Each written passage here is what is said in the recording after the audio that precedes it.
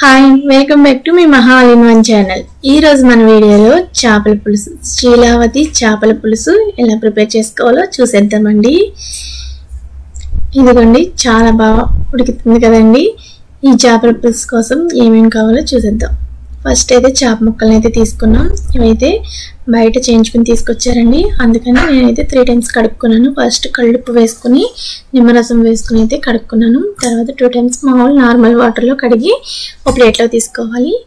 దీనికోసం అయితే ఒక బాణీ తీసుకుని దాంట్లో అయితే సరిపడగా, అంటే కర్రీకి సరిపడగా ఆయిల్ అయితే వేసుకున్నాను. అలాగే దీనికోసం 2 మీడియం సైజు ఉల్లిపాయలను అయితే మిక్సీ పెట్టానండి. ఇదిగోండి, కొంచెం పెద్ద సైజు 2 ఉల్లిపాయలను అయితే ఇలా మిక్సీ పట్టుకున్నాం. పులుసు కదండి, దీంట్లో అయితే ఒక 1/2 డజన్ పచ్చిమిరపకాయలను అయితే నాట్లు పెట్టుకుని వేసుకున్నామండి. అలాగే దీనికోసం 2 రెమ్మల కరివేపాకును కూడా కడుక్కుని వేసుకుంటున్నాం.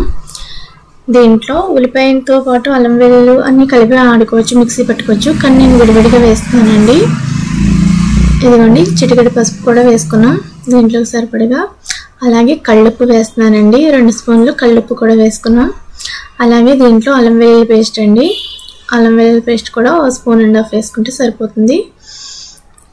దీంట్లో ఆడుకుని పెట్టుకున్నామండి, అంటే మీ పొడుము చేసుకుని పెట్టుకున్న జీలకర్ర ధనియాల పౌడర్ని అయితే వేస్తున్నానండి. ఇదైతే టేబుల్ స్పూన్ తోటి అయితే 2 టేబుల్ స్పూన్స్ వేసుకోండి, సరిపోతుంది. ఇదిగోండి, ఇప్పుడు పూర్తిగా కలిసేది వరకు తిప్పుకోవాలి. ఇది మొత్తం బాగా మగ్గి దాంట్లో ఉన్న ఆయిల్ బయటకు వచ్చేంత వరకు మగ్గనివ్వాలండి. దీన్ని ఆయిల్ సపరేట్ అవుతుంది, అప్పుడు మనం కారం అవి వేసుకుని వాటర్ వేసుకోవాలి. ఇదిగోండి, ఈ విధంగా ఫస్ట్ అల్లం వెల్లుల్లి పేస్ట్ అంతా కలిసేదాకా తిప్పుకోవాలి. చూసారా, ఆయిల్ సపరేట్ అయింది కదండి. ఇప్పుడు కారం యాడ్ చేస్తున్నాను.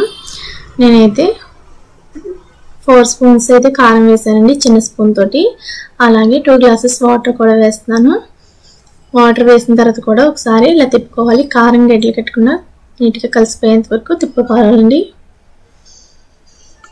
దీనికోసం అయితే చింతపండు పులుపుని అయితే మనం చింతపండుని చిన్న సైజు నిమ్మకాయ సైజు చింతపండుని అయితే నానబెట్టుకుంటున్నాం.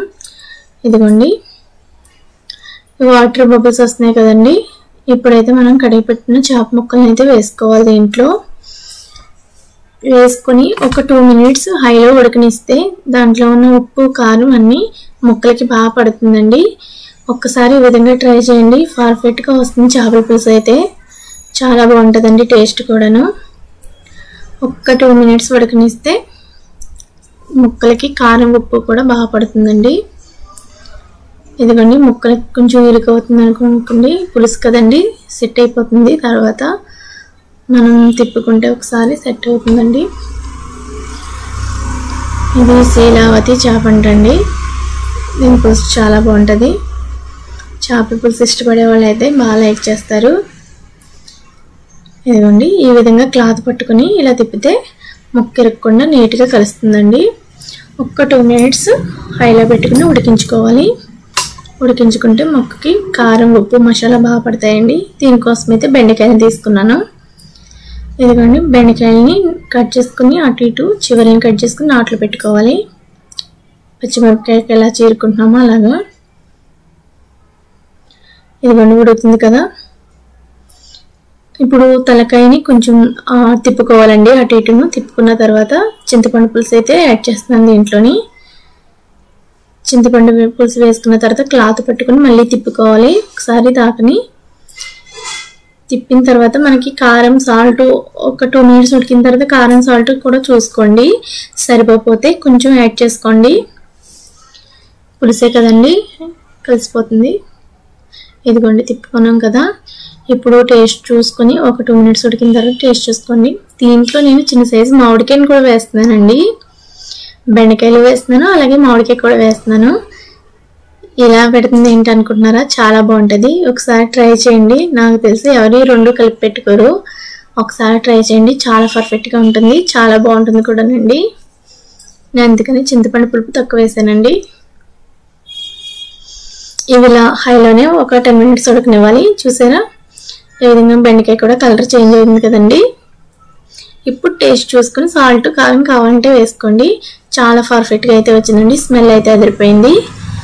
మనకి లాస్ట్ కొత్తిమీర కూడా వేసుకుంటే సరిపోతుంది. ఒక్క 5 మినిట్స్ హైలో ఉడకనిస్తే సూపర్గా వచ్చేస్తుందండి. ప్లీజ్ లైక్, షేర్, సబ్స్క్రైబ్, మా ఛానల్ సపోర్ట్ చేయండి. మరిన్ని వీడియోస్ కోసం మా ఛానల్ చూస్తూనే ఉండండి. ప్లీజ్ అండి, మీ లైక్ మాకు చాలా ఇంపార్టెంట్. ప్లీజ్ లైక్ చేయడం మాత్రం మర్చిపోవద్దు. చూసారా, శీలావతి చేప పులుసు రెడీ అయిపోయిందండి. బెండకాయ, మామిడికాయ కూడా వేసాను. ఇంకా పర్ఫెక్ట్గా ఉంది. ఒక్కసారి ఇదే విధంగా ట్రై చేసుకోండి, చాలా బాగా వస్తుందండి. Okay friends, bye bye. మరిన్ని వీడియోస్ కోసం మా ఛానల్ చూస్తూనే ఉండండి.